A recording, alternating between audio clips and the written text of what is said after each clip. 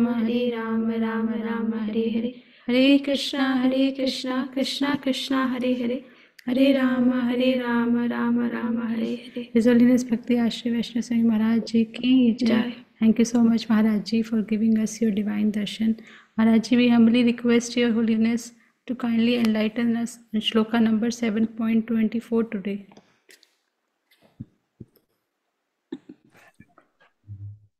हरे कृष्णा।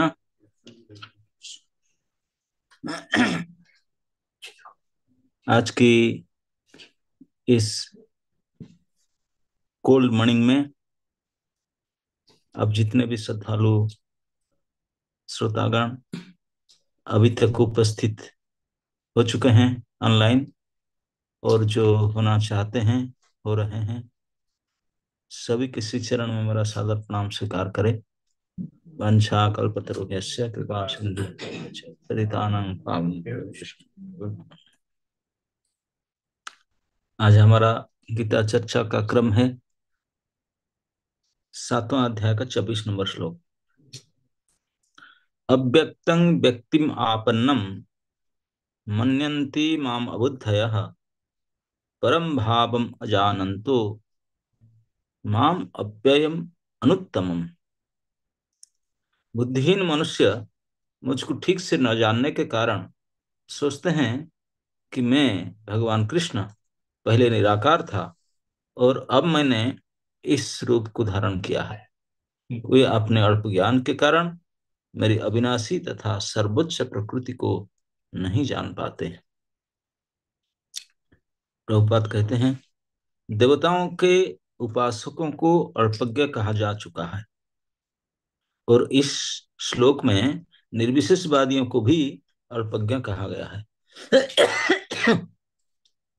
भगवान कृष्ण अपने साकार रूप में यहाँ पर अर्जुन से बात कर रहे हैं, किंतु तब भी निर्विशेषवादी अपने अज्ञान के कारण तर्क करते रहते हैं कि परमेश्वर का अंततः कोई स्वरूप नहीं होता। श्री रामानुजाचार्य की परंपरा के महान भगवत भक्त जमुनाचार्य ने इस संबंध में 2 अत्यंत उपयुक्त श्लोक कहे हैं। स्तोत्र रत्न में त्वं शील रूप चरिते परम प्रकुष्टे सत्वेन सात्विकतया प्रबलैश्च शास्त्रे प्रख्यात दैव परमार्थ वीरां मतैश्च नैवासुर प्रकृतयः प्रभवन्ति बौद्धम। हे प्रभु, व्यासदेव तथा नारद जैसे भक्त आपको भगवान रूप में जानते हैं। मनुष्य विभिन्न वैदिक ग्रंथों को पढ़कर आपके गुण रूप तथा कार्यों को जान सकता है और इस तरह आपको भगवान के रूप में समझ सकता है, किंतु जो लोग रजो तथा तमोगुणों के वश में है, ऐसे असुर तथा अभक्त गण आपको नहीं समझ पाते। ऐसे अभक्त वेदांत उपनिषद तथा वैदिक ग्रंथों की व्याख्या करने में कितने ही निपुण क्यों न हो, वे भगवान को नहीं समझ पाते। ब्रह्म संहिता में यह बताया गया है कि केवल वेदांत साहित्य के अध्ययन से भगवान को नहीं समझा जा सकता। परम पुरुषों को केवल भगवत कृपा से जाना जा सकता है। अतः इस श्लोक स्पष्ट रूप में कहा गया है कि न केवल वेदांत देवताओं के उपासक अल्पज्ञ होते हैं, अपितु वे अभक्त भी जो कृष्ण भावनामृत से रहित हैं, जो वेदांत तथा वैदिक साहित्य के अध्ययन में लगे रहते हैं, वो भी अल्पज्ञ हैं और उनके लिए ईश्वर के साकार रूप को समझ पाना संभव नहीं है। जो लोग परम सत्य को निर्विशेष करके मानते हैं, वे अल्पबुद्धय अबुद्धय बताए गए हैं, जिसका अर्थ है वो लोग जो परम सत्य के परम स्वरूप को नहीं समझते। श्रीमद् भागवतम में बताया गया है कि निर्विशेष ब्रह्म से भी परम अनुभूति प्रारंभ होती है, जो ऊपर उठती हुई अंतर्जामी परमात्मा तक जाती है, किंतु परम सत्य की अंतिम अवस्था तो श्री भगवान है। आधुनिक निर्विशेषवादी तो और भी अधिक अल्पज्ञ हैं, क्योंकि वे अपने पूर्वगामी शंकराचार्य का भी अनुसरण नहीं करते हैं, जिन्होंने स्पष्ट बताया है कि कृष्ण परमेश्वर है। अतः निर्विशेषवादी परम सत्य को न जानने के कारण सोचते हैं कि कृष्ण देवकी तथा वसुदेव के पुत्र है, या कि राजकुमार है, या कि शक्तिमान जीवात्मा है। भगवत गीता में भी इसकी भर्त्सना की गई है। अवजानन्ति मां मूढ़ा मानुषी तनुमाश्रितम। केवल मूर्ख ही मुझे सामान्य पुरुष मानते हैं। तथ्य तो यह है कि कोई बिना भक्ति के तथा कृष्ण भावनामृत विकसित किए बिना कृष्ण को नहीं समझ सकता। इसकी पुष्टि भागवतम में ब्रह्मा जी ने करते हैं। अथापि ते देव पदाम्बुजद्वयम् प्रसादलेशानुगृहीत एव हि जानाति तत्त्वं भगवन् महिम्नो न चान्य एकोऽपि चिरं विचिन्वन्। हे प्रभु, यदि कोई आपके चरण कमलों के रंच मात्र भी कृपा का प्राप्त कर लेते हैं तो वह आपकी महानता को समझ सकते हैं। किंतु जो लोग भगवान को समझने के लिए मानसिक कल्पना करते हैं, वे वेदों का वर्षों तक अध्ययन करके भी नहीं समझ पाते। कोई न तो मनोधर्म द्वारा, न ही वैदिक साहित्य की व्याख्या द्वारा भगवान कृष्ण या उनके रूप को समझ सकता है। भक्ति के द्वारा ही उन्हें समझा जा सकता है। जब मनुष्य हरे कृष्ण कृष्ण कृष्ण हरे हरे, हरे राम राम राम हरे हरे, इस महानतम जप से प्रारंभ करके कृष्ण भवनामृत में पूर्णतया तन्मय हो जाता है, तभी वह भगवान को समझ सकता है। अभक्त निर्विशेषवादी मानते हैं कि भगवान कृष्ण का शरीर इसी भौतिक प्रकृति का बना हुआ है और उनके कार्य, उनका रूप इत्यादि सभी माया है। ये निर्विशेषवादी मायावादी कहलाते हैं। ये परम सत्य को नहीं जानते। 20वें श्लोक में स्पष्ट है, कामस्ते हृत ज्ञाना प्रपद्यन्ते अन्य देवता। जो लोग काम इच्छाओं से अंधे हैं, वे अन्य देवताओं की शरण में जाते हैं। यह स्वीकार किया गया है कि भगवान के अंत अतिरिक्त अन्य देवता भी है, जिनके अपने अपने लोक है और भगवान का भी अपना लोक है। जैसा कि 23वें श्लोक में कहा गया है, देवान देव जो जानती मद भक्ता जानती मामपि। देवताओं के उपासक उनके लोगों को जाते हैं और जो कृष्ण के भक्त है वे कृष्ण लोग को जाते हैं।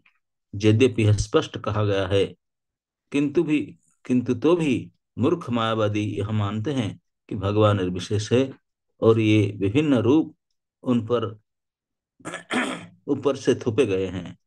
क्या गीता के अध्ययन से ऐसा प्रतीत होता है कि देवता तथा उनके धाम निर्विशेष है? स्पष्ट है कि न तो देवतागण न ही कृष्ण निर्विशेष है, वे सभी व्यक्ति है।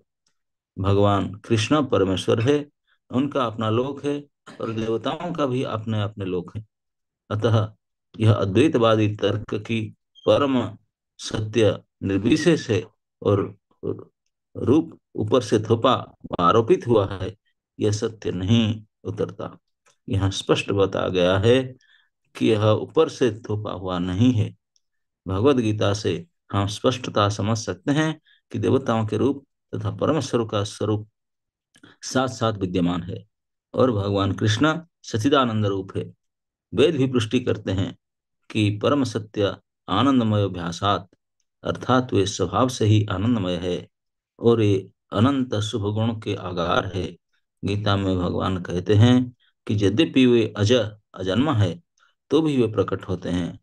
भगवत गीता से हम इन सारे तथ्यों को जान सकते हैं। अतः हम यह नहीं समझ पाते कि भगवान किस तरह निर्विशेष है। जहाँ तक गीता के कथन है, उनके अनुसार निर्विशेषवादी अद्वैतवादी का यह आरोपित सिद्धांत मिथ्या है। यहाँ यह स्पष्ट है कि परम सत्य भगवान श्री कृष्ण के रूप में और व्यक्तित्व दोनों है। तो भगवान ने काल तक कई सीरीज में देव उपासकों का बड़ा आलोचना की। बोले उनके बुद्धि कम है, मूर्ख है, बुद्धि अपहृत हो गया होगा। अब अंतबंत फलम तेषाम अल्प बुद्धयः, नाना प्रकार से उनको अविधि पूर्वक नाना प्रकार से उनको इस प्रकार कहे। आज के लोग तो केवल देव उपासक अल्प बुद्धि का मूर्ख नहीं है, वेद पढ़ने वाले भी मूर्ख होते हैं, है ना नहीं? जो पढ़े लिखे नहीं है, देवता की पूजा करते हैं, तो मूर्ख है ये बेचारा।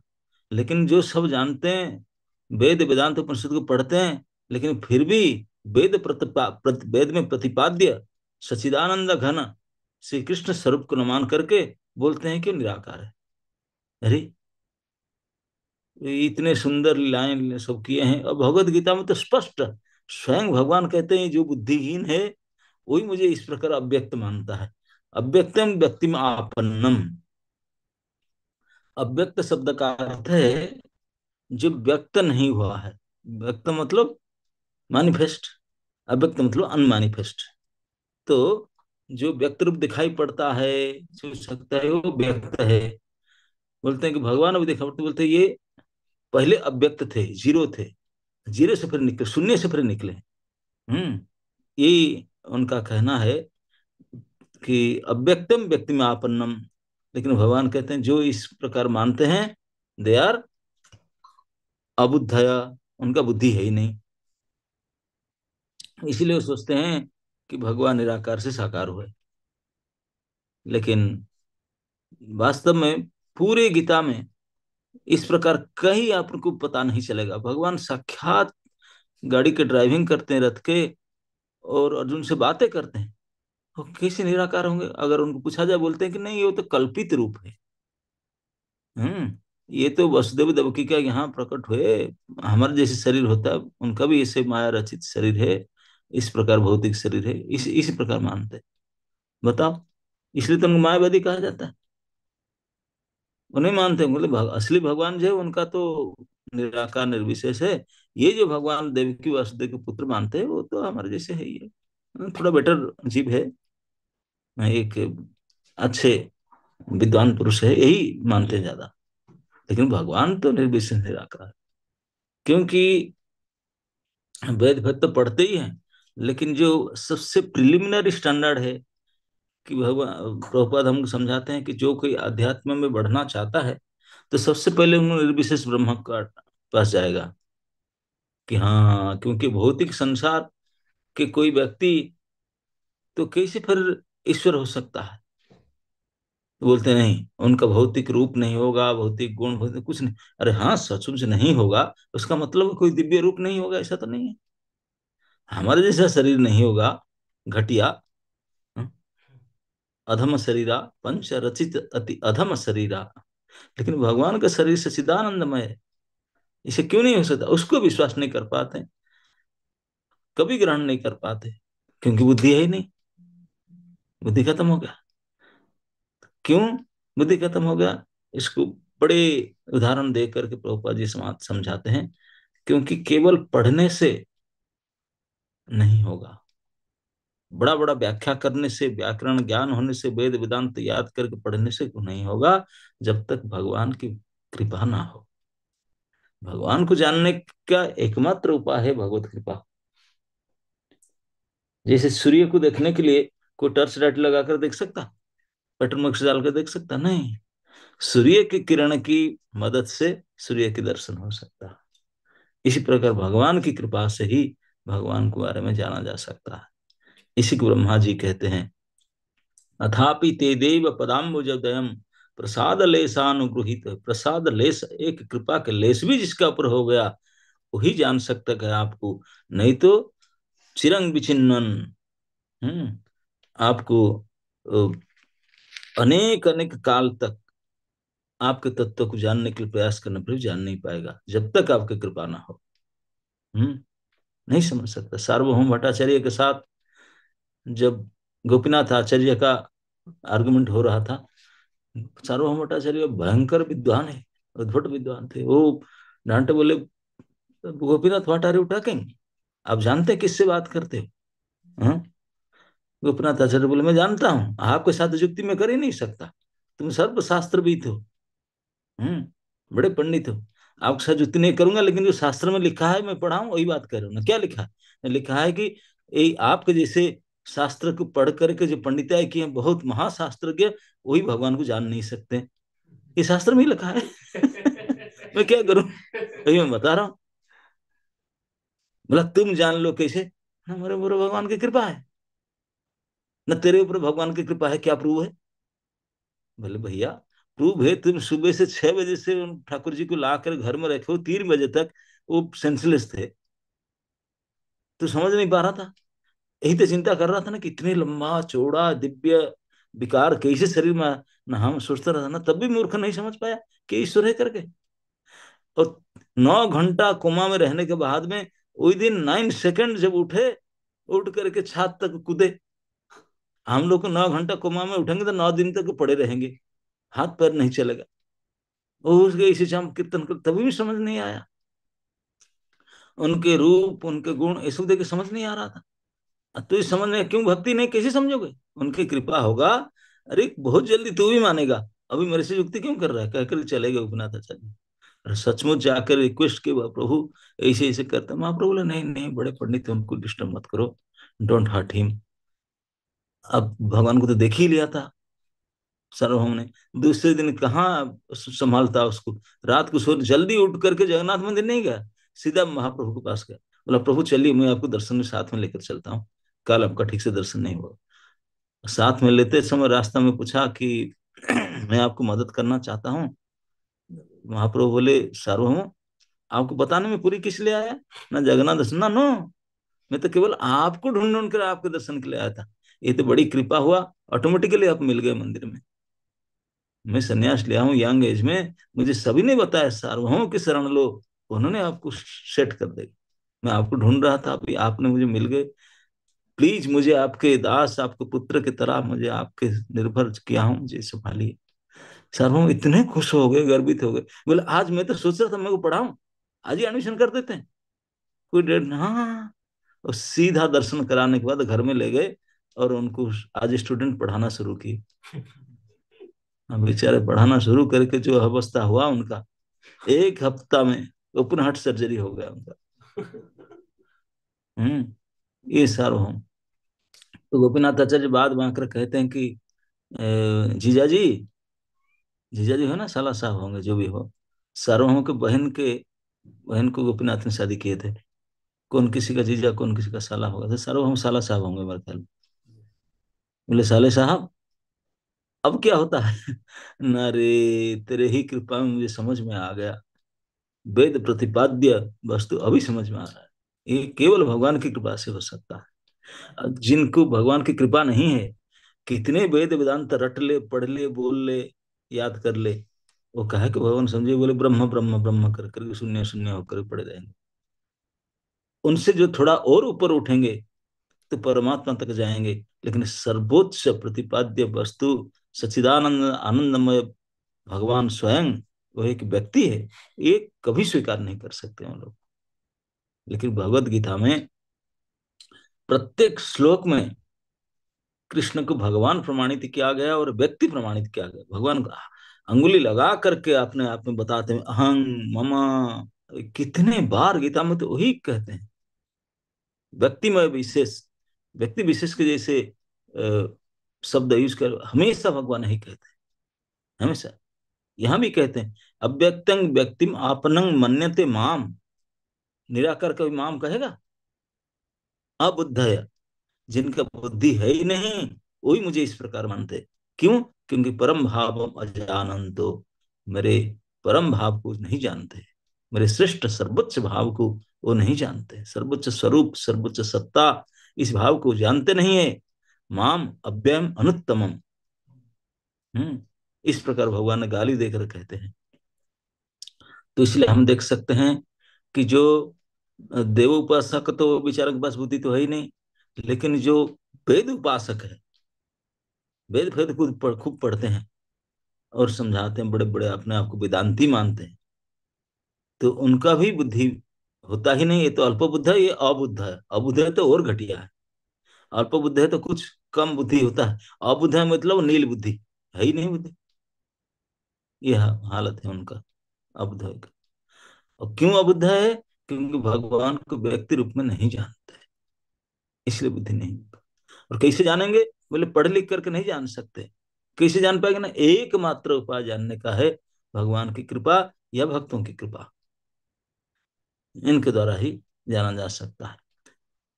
क्या नहीं जानते? अबुद्ध बुद्धि होना किसको बोला जाएगा, बुद्धि न होना किसको बोला जाएगा? भगवान इस सेकंड लाइन में बोलते हैं, परम भावम अजानंतो, जो भगवान सर्वोच्च सत्ता परम सत्य है, ये जो जान लेता है भगवान एक व्यक्ति है, वो परम सत्य है, यही ज्ञान है, सर्वोच्च ज्ञान ही है। इसको जो नहीं जानते, ये अवजानंतो, वो अबुद्धय है, वो नहीं जानते हैं, ये भगवान की सर्वोच्च स्थिति को नहीं जान पाते हैं। और भगवान अव्यय है, अविनाशी है, इसको नहीं जान पाते हैं। और भगवान अनुत्तम है, उसको नहीं जान पाते हैं। यह तीन भगवान ने बात कहे कि तीन बात को जान लेना वास्तविक जानना है, तीन बात को नहीं जानना बुद्धि अबुद्ध है माना गया। तीन बात क्या है? भगवान परम है, भगवान के परम भाव को जानना। परम परम भाव मतलब सर्वोच्च भाव, परम अर्थ का सर्वोच्च, सर्वोपरि, सर्वशक्तिमान, सर्वसंत, सभी सर्व लगेगा। इसे सर्व परिस्थिति भगवान का, ये भगवान के परम भाव नहीं जान पाते, अजानंत। और माम अव्ययम, मैं, मेरा नाम गुण रूप लीला सब कुछ अव्यय है। भगवान और भगवान के रूप में कोई अंतर नहीं है, नाम आदि किसी में अंतर नहीं, और सब अव्यय। अव्यय मतलब व्यय नहीं होता, उनका खर्चा, उनका विनाश नहीं होता, नाश नहीं होता। भगवान ना तो कोई बूढ़ा होते, ना कभी किसी प्रकार का शारीरिक विकार उनका होता ही नहीं, अविकारी है, अव्यय है। इस प्रकार भगवान को जो जानते हैं, भगवान हमारे जैसे शरीर बूढ़ा हो जाता है, फिर जन्म मृत्यु जरा, भगवान पे हो ही नहीं सकता ऐसा, क्योंकि अव्यय है, वो नित्य अविनाशी रूप है उनके से। और अनुत्तमम, अनुत्तम शब्द का अर्थ है उनके जैसे उत्तम कोई हो ही नहीं पाए। अनुत्तम का असली अर्थ है ये, भगवान जैसा उत्तम कोई हो नहीं सकता, असंभव है। सर्वोत्तम ऐसे उत्तम है कि उनके जैसा उत्तम को हो ही नहीं सकता, इसलिए अनुत्तम। तो भगवान सबसे उत्तम है, भगवान अविनाशी है, अव्यय है, अभिकारी है, और सर्वोपरि है, परम सत्य है। इसी को, इसी को समझ लेना, यही है जानना। और जो इसको नहीं जानते, ये अवजानंत, नहीं जानते। जो ये तीन भाव को नहीं जानते, वही समझते हैं कि निराकार से साकार आया। अरे गधे, जीरो से हीरो कैसे निकलेगा? तुम्हारा बाप से तुम प्रकट हुआ, तुम्हारा बाप अगर जीरो होगा, निराकार होगा, तुम्हें प्रकट हो सकते हैं? कोई बोलेगा मेरे बाप का शरीर नहीं है, मैं तो शरीरवान हूं, मेरे बाप अशरीरी है। अशरीरी जब होगा तो भूत बनेगा। ये जो शरीर से अशरीरी हो सकता है, कोई शरीर वाला हो, अगर अन्याय करता है, कुछ ऐसे गड़बड़ करता है, आत्मघाती वगैरह करता है, तो वो अशरीरी बन जाते हैं। अब अव्यक्त होते हैं, व्यक्त नहीं कर पाते अपने आप को, अशरीरी मन को। लेकिन शरीर कैसे प्रकट होगा? अव्यक्त से। हम्म ये नहीं समझते हैं। भगवान खुद कहते हैं अपने सुमुख से, ये संसार में जितने देहधारी हैं, सर्वजोनि से कौनते, अहम बीज प्रदपिता, सभी के सीड गिविंग फादर भगवान बोलते मैं ही हूं। फिर भी ये मूर्खों को नहीं समझते, नहीं ये तो जीरो है। अरे जीरो कैसे है, शून्य कैसे हो गए? सीड गिविंग फादर कभी शून्य हो सकता? शून्य से सीड कैसे निकलेगा? शून्य कैसे पिता हो सकता? लेकिन क्या करें, बुद्धि कुछ होता तभी समझ में आता। ये भगवान की विशेष माया के प्रभाव है, गजब की माया। बहुत प्रबुद्ध ज्ञानी है, खूब पढ़े लिखे हैं, स्कूल करियर में उनका कैरियर 100% रहा, कभी 100 से ऊपर गए, नीचे नहीं आते थे। इतने मेधा संपन्न, इतने बड़ी ज्ञान संपन्न, स्मृति संपन्न, ये सब कुछ होते हुए भी भगवान एक व्यक्ति वो नहीं मान सकते। इसलिए आचार्यगण, जमुनाचार्य स्तोत्र रत्न में लिखते हैं, त्वं शील रूप चरिते परम प्रकृष्टे। बोले आपका प्रकृष्ट रूप, शीलवान चरित, कितने सुंदर सुंदर लीलाएं शास्त्र में लिखा गया। सत्वेन सात्विकतया प्रबलैश्च शास्त्रे। शास्त्र में आपके सत्व गुण का, चरित्र का वर्णन प्रबल, कितने कितने वर्णन है। लेकिन प्रख्यात दैव परमा अर्थ विदांग मतेश्च। लेकिन जो अर्थवादी, जो वेदांतवादी, वो सब वेद पुराण साहित्य पढ़कर भी बात को नहीं मान पाते। नैवासुर प्रकृतय प्रभवन्ति बुद्धुम। ऐसे बुद्धिमान लोग, बुद्धि बहुत हो सकता है लेकिन भक्ति नहीं, इसलिए जान नहीं पाते। भगवान बुद्धि गम्य नहीं, ज्ञान गम्य नहीं, वो भगवान केवल भक्ति गम्य। भक्त्या माम अभिजानाति जावान यस्यास्मि तत्त्वतः। ये भगवान स्वयं कहे, भक्ति के बिना चिरंग विचिन्न, हजारों हजारों कल्प तक को प्रयास करे नहीं जान सकता, लेकिन भक्ति करे, भक्तों की सेवा करे, एडवांस जान सकता है, एडवांस जान सकता है। भक्तों की सेवा क्या करे, भक्तों के साथ झगड़ा करने में समझ में आ जाता है। एक प्रसिद्ध कथा है, चैतन्य महाप्रभु के समय का बात है। आप जानते महाप्रभु गीत गोविंद सुनते थे। एक चंडीदास, उनके कविता को महाप्रभु सुनते थे। इस चंडीदास के बारे में इसे बताया गया है, चंडीदास वो बंगाल के रहने वाले थे। बंगाल के नहीं, बंगाल के पास जो मिथिला, मिथिला के पंडित थे। मिथिला, बंगाल के पास मिथिला के पंडित थे, उत्तर बिहार में। तो बचपन से देवी भक्त थे, प्रसिद्ध देवी भक्त। उनका पिताजी भी देवी पूजा करते थे, वो भी बड़े बेटा हुए देवी पूजा के। लेकिन उनके छोटा भाई जो थे वो कृष्ण भक्त हो गए। सारे गांव से उनको अलग के बोले, तू किसी कृष्ण भक्त हो गया? हम सभी गांव वाले देवी पूजा करते हैं, नवरात्र करते हैं, देवी पूजा है, प्रसिद्ध उत्सव करते हैं देवी पूजा, तुम कैसे कहां से टपक पड़े कृष्ण भक्त करने लगे? तो उनको कोई पसंद नहीं करते थे कृष्ण, लेकिन वो तो सौभाग्य था, कृष्ण भक्त था। तो उन्होंने कृष्ण भक्ति का सब उनको वार्निंग दी, वार्निंग दी। उनका बड़ा भाई ने उनको घर से निकाल दिया, हट यहाँ से, तुझे कोई संपत्ति नहीं दूंगा। कृष्ण को बोलो जो वही ला कर दे। वो ग्वाला है, गाय चराता, तुझे क्या देगा? जय माता दी नहीं करोगे तो हम नहीं देंगे। तो अपने कुटिया करके रहने लगा, गरीब होगा, उसको दिए नहीं संपत्ति। लेकिन जो अपना पहले जमाना में घर में विग्रह नहीं रखते थे, ठाकुर जी की वाड़ी अलग होता था, ये नियम था। ठाकुर बाड़ी घर से थोड़ा हट करके कुटिया करते हैं, सभी लोग वहीं जाएंगे पूजा करने के लिए। घर बाड़ी जिसको पूजा करना है ठाकुर घर में जाए, घर में अलग से पूजा, तो वहीं विग्रह रखते थे। तो जो छोटे भाई था वो भी एक 1.5 ग्राम शिला वही रखता था। तभी विग्रह नहीं, 1.5 ग्राम शिला वही पूजा करता था, वही ठाकुर बाड़ी में जाकर के। तो उनका टाइम में वो जाकर पूजा करता था, बड़े भाई के टाइम में, छोटे भाई के टाइम में। अब बड़े भाई क्योंकि देवी भक्त है, वो 8 बजे उठता था, और कृष्ण भक्त है, वो 4 बजे उठ जाता था। सुबह उठ करके अब जाकर फूल तुलसी लाकर पूजा पूजी करके चला जाए, ब्रेकफास्ट का, तभी उठता था, आके पूजा करता था। देखता था इतने बढ़िया आप 1.5 ग्राम को चंदन टीका लगाया, सजाया, बड़ा अपने देवी को खूब स्नान करके करता था, उससे बढ़िया करूंगा। लेकिन उनको देख देख कर उनको लगता था कि वो हमारे से आशा कर देता है।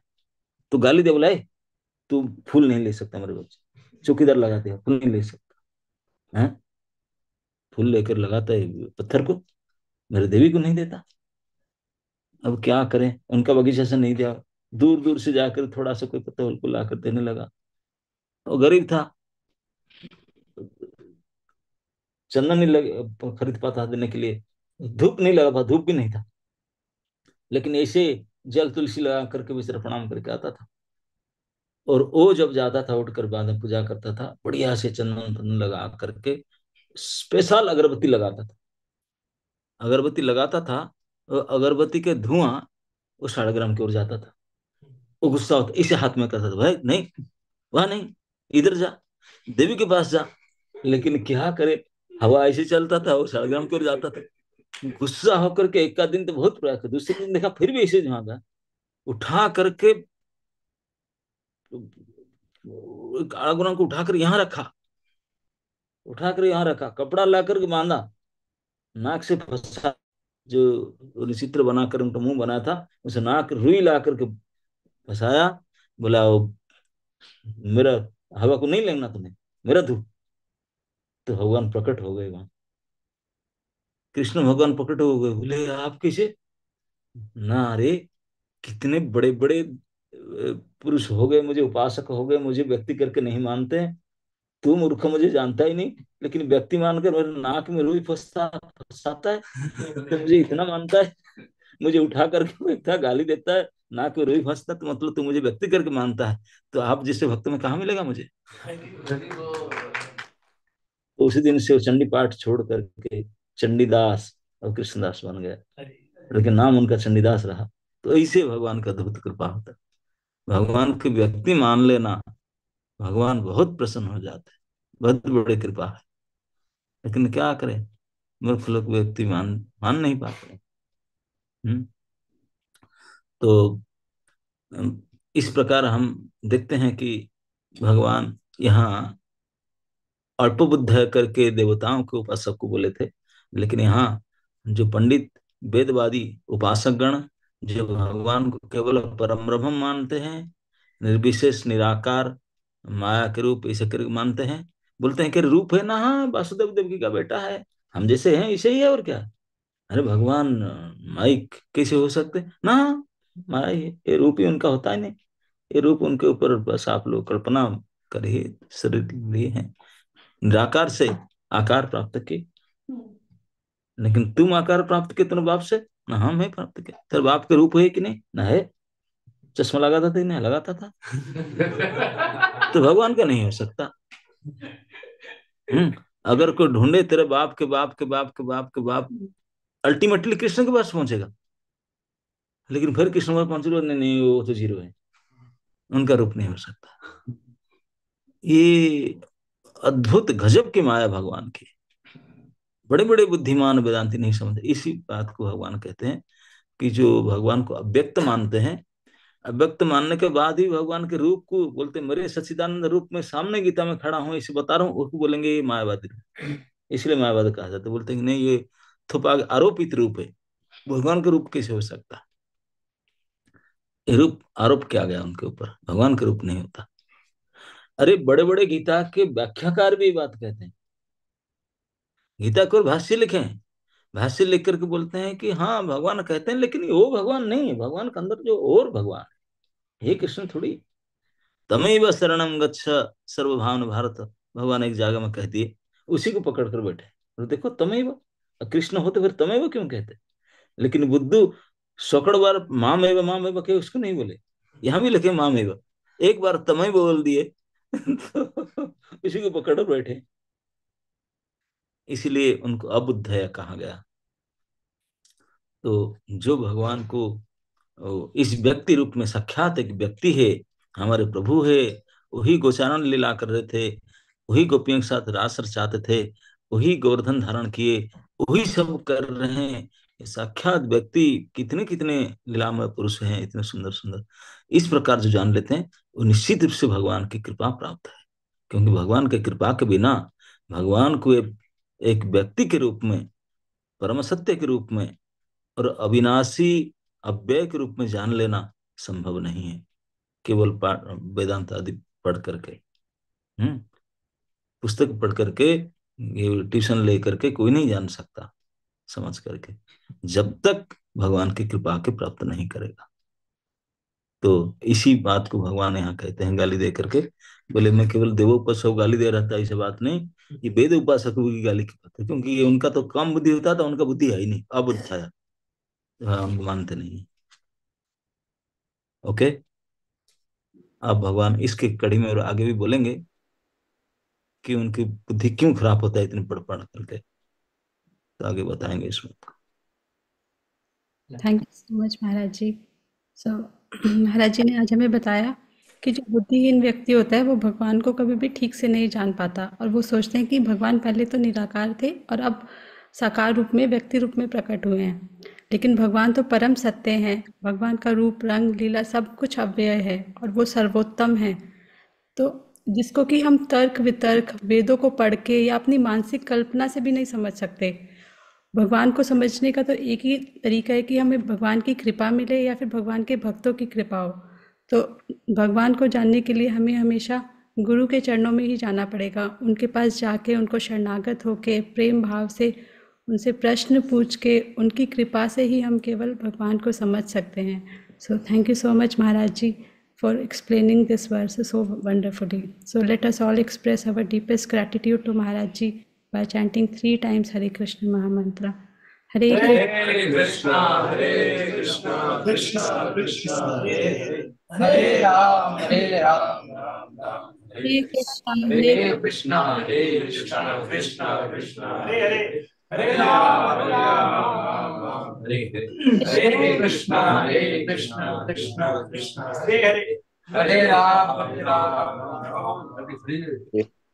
Bhakti Ashray Vaishnav Swami Maharaj Ji ki